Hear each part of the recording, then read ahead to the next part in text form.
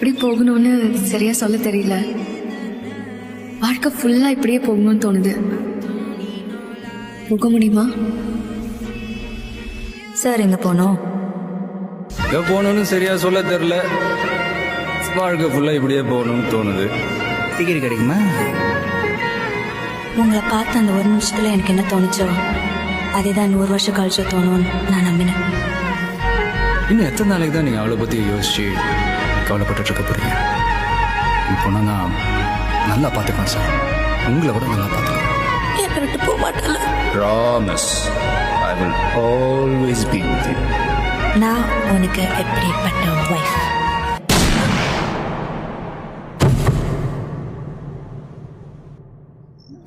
நீ எனக்கு இன்னொரு அம்மா.